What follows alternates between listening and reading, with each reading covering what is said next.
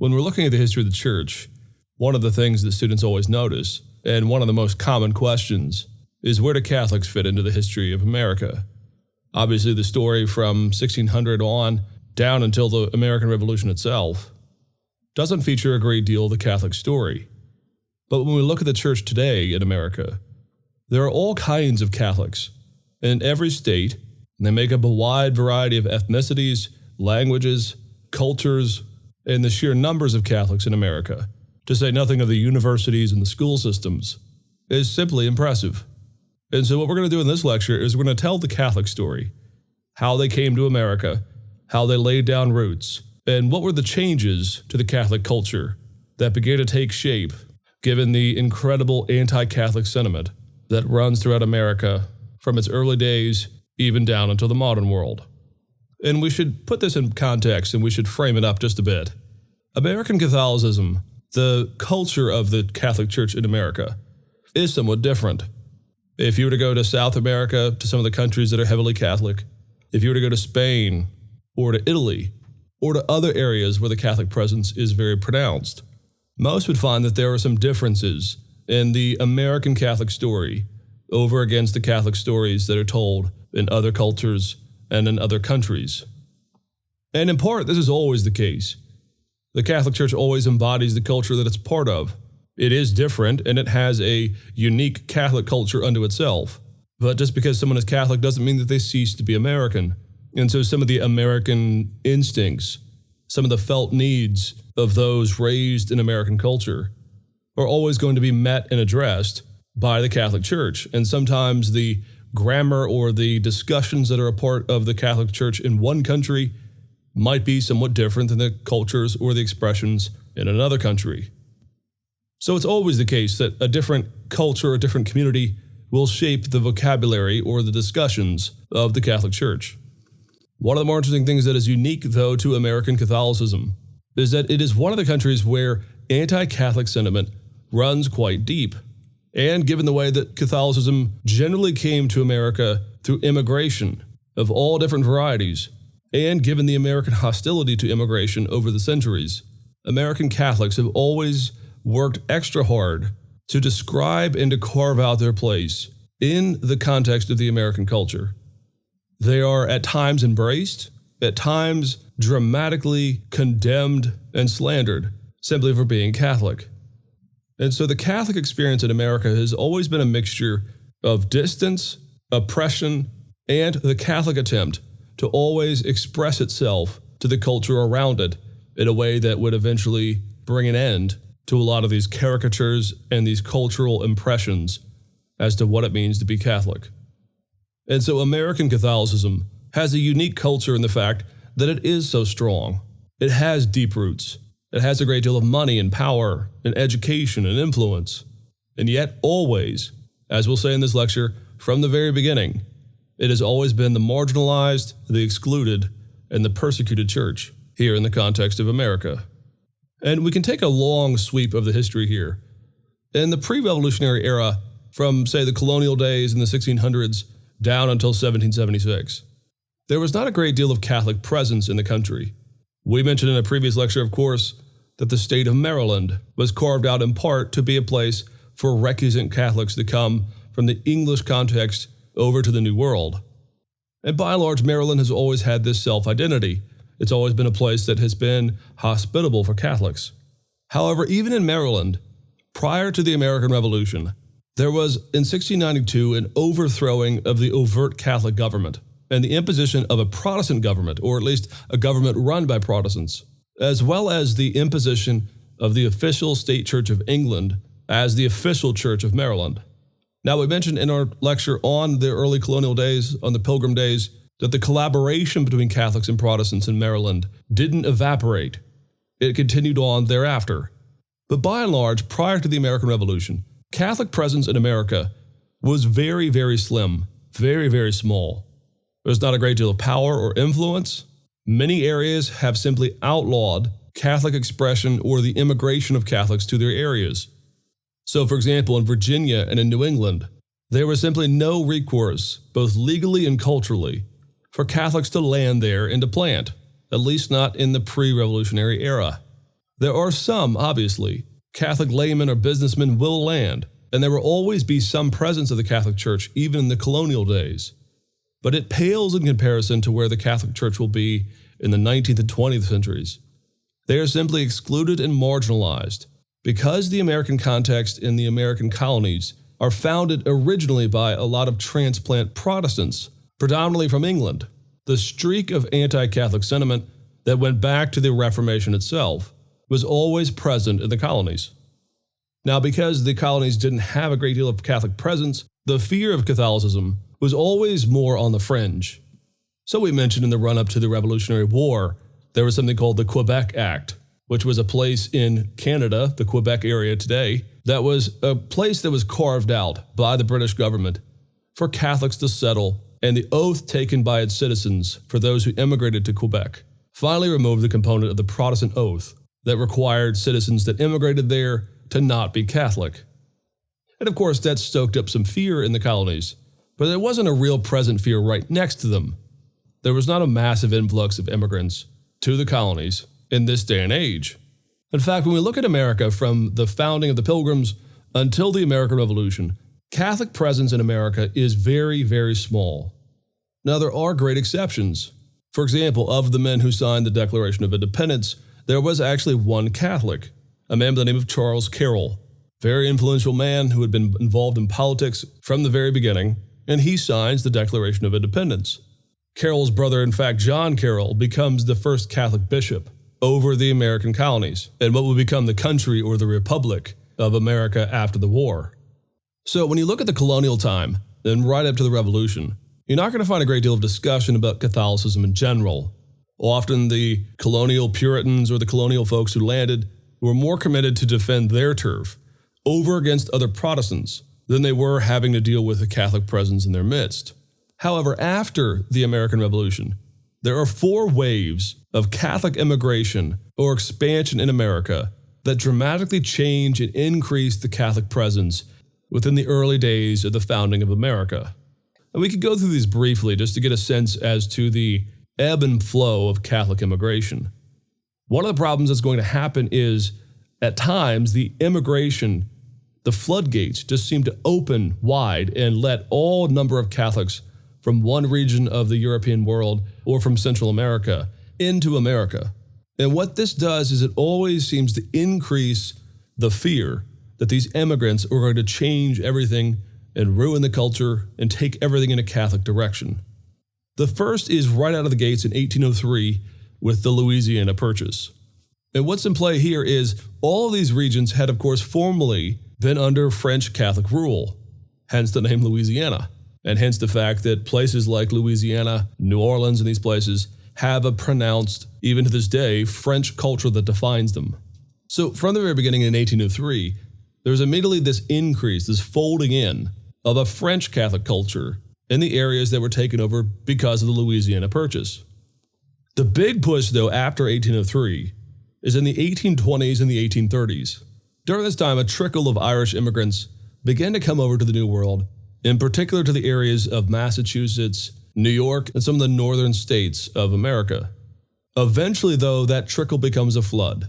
It is during these years that the Irish potato famine occurs back in Ireland. And what had happened is Ireland had become almost synonymous with this one crop. It was not only the major part of their diet, but it was also their main export.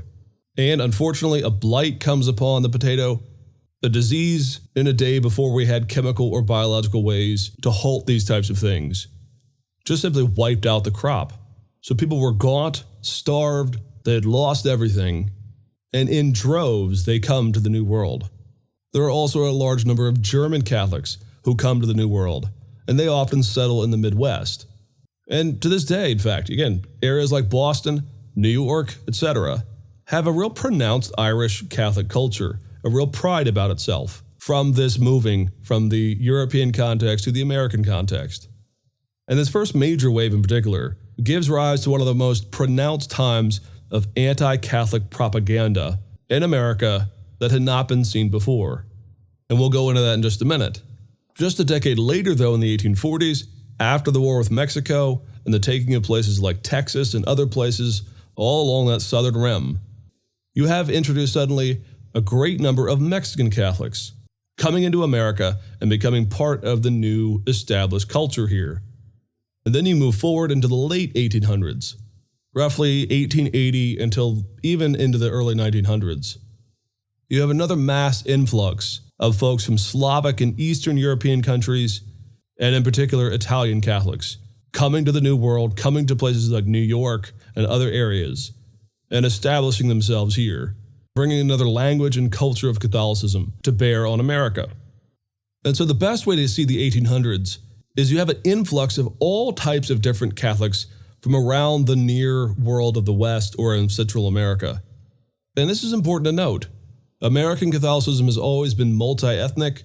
There's always Italian Catholics, Irish Catholics, Hispanic Catholics, Germans, and all types of different other folks who come to the New World who still identify as Catholic.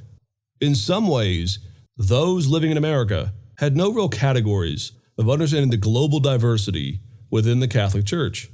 That is until they came to their midst and were suddenly on their doorstep. Well, as you can imagine, the response to the Catholic immigration into the United States brought about a great deal of anti-Catholic sentiment. It is actually one of the more curious things about how America was so fearful of all this Catholic immigration.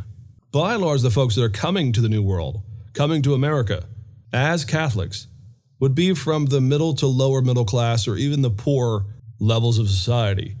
These would be farmers and workers, craftsmen of all kinds. And when they arrived, too often, in fact very often, they were excluded and considered to be spies that had come into the midst of America in order to ransack the place and to convert everyone to being Catholic. However, the workforce that comes to America tend to be the harder working lot of folks from all these different countries. Irish farmers are notoriously hardworking in this day and age. They come to the New World and they really actually embody the American spirit. This idea that you're supposed to work your way up in society. Hard work and blood, sweat, and tears is the way to have success. Well, the response, again, is almost always negative.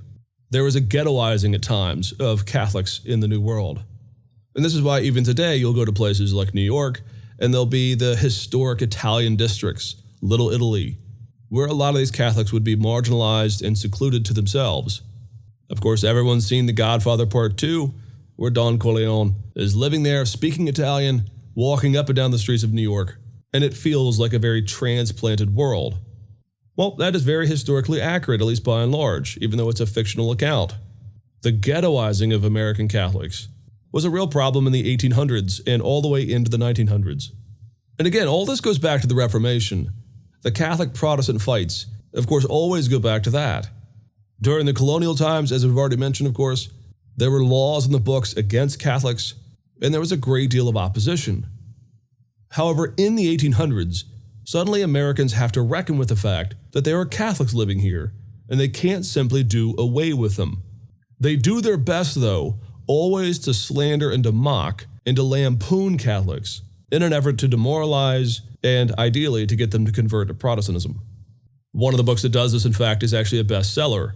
In 1836, a ghostwriter who called herself Maria Monk published a book called The Hideous Secrets of a Nun's Life. Again, this is a bestseller. It's ghost-written, and it's purporting to be a nun who lives in the area of Quebec in Canada. Again, the area that had been carved out for Catholics. And she describes all manner of abuses and sexual molestations and slanderous things that are supposed to be normal actions in the monasteries there in Quebec. Again, this is a bestseller, though. This simply fans the flame of anti-Catholic sentiment. Suddenly, the Catholic ideal of monks and priests living in celibacy is exposed, at least allegedly, to be sexually promiscuous with orgies and all types of abuses, as well as superstitious and anti-republican, that is to say, anti-democracy. Now, the Catholic Church in Quebec goes up in arms when this book comes out, and they do a very thorough study of it. And at the time, they can find no evidence of someone by the name of Maria Monk ever being a nun in Quebec. And they release this statement, but of course no one in the Protestant world is willing to believe them. They believe this is a cover-up job. And what we know now, of course, is it is a completely fictitious account, this book. There is no Maria Monk. It was ghost-written, and it was written in an effort to slander and to stoke the flame of anti-Catholicism in America. And the fact that it was a bestseller meant that it did just that. This then gives rise to all types of pogroms, riots. There was a 3-day riot, in fact, in Philadelphia, in which 14 people were killed. These were anti-Catholic riots.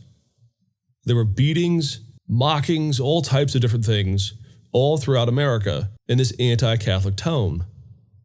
In fact, the anti-Catholic sentiment grew so large that eventually in the 1850s, there was formed a political party simply based on the idea of limiting or eradicating Catholic immigration to America. It was called the Know Nothing Party, and again, it was formed in the 1850s.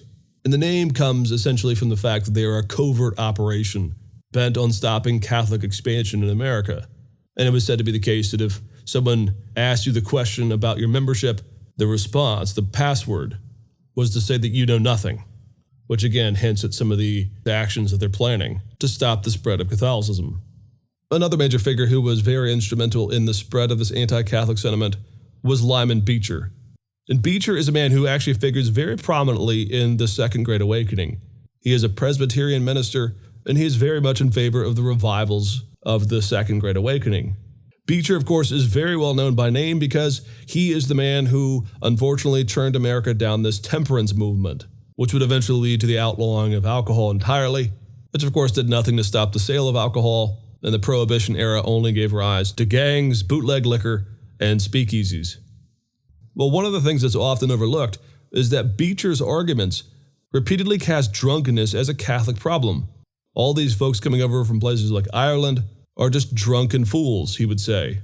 And so he began to tout this idea that sobriety entirely is the Protestant virtue. It is these Catholics who come along who always want to drink. And so in 1835, Beecher published his Plea for the West, an important book in which he argues that if America is going to have any stability whatsoever, it must remain self-consciously Protestant. It must not allow these Catholics to have any voice or any place in the new American government. And if they do, he said, then it'll be the worse for the country because we will all become drunken louts, just like these Catholics. It's a very effective propaganda piece, playing on the hopes of the new country just about a generation or two into its government, and putting all the societal ills onto these Catholics who had come into the country. And what we've listed is really only the tip of the iceberg in terms of anti-Catholic sentiment. There are repeatedly, in things like newspapers and things, all types of mockery and cartoons, in a variety of different ways that people tried to marginalize Catholic influence. So what is the response? Well, it is, again, pretty unique. Catholicism in America basically takes a couple of different angles in an effort to make sure that people, first of all, understand them, and second of all, respect them. The first issue, and it's a very, very important one, is Catholics, particularly in the 1800s, focus on the problem of education. Catholics were just simply not very welcomed in the public school system. They could be tolerated so long as those who were Catholics in their midst towed the line, and you might say acted like Protestants on the outside and kept their Catholic faith to themselves and only to Sundays. In the university setting, it was very much the same. And so frankly, one of the more ironic gifts that this marginalization gives to the Catholic world in America is that eventually Catholics get very, very supportive, both in terms of time and energy and money, in developing a serious educational infrastructure for their people. In places like New York and in Boston and other places, there arose all types of Catholic parochial schools. So much so that for many people, whether you're Catholic or not, whether you were raised Catholic, whatever it might be, we're all aware of the Catholic school. Maybe run by nuns, maybe run by priests, whatever it might be. But we're all aware in the American context, by and large, of the parochial Catholic school. Why is this? Well, the answer is it was formed in part because of the marginalization of Catholics in the public school system.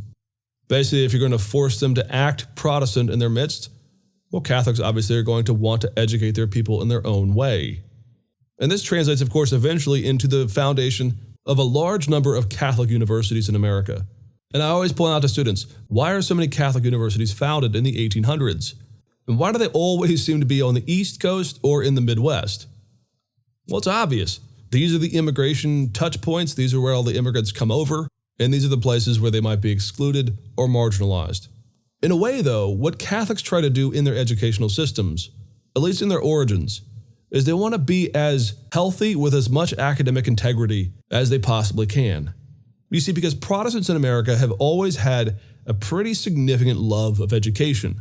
They've always had a respect for it. A lot of the great Ivy League universities, of course, were often started by Protestants, and they developed into what are now world-class universities. Well, Catholics do the same thing. In fact, if you were to look at most Catholic universities that go back to the 1800s, even if it's no longer the self-identity of that university today, very often it has roots in this oppression or suppression of Catholicism in America.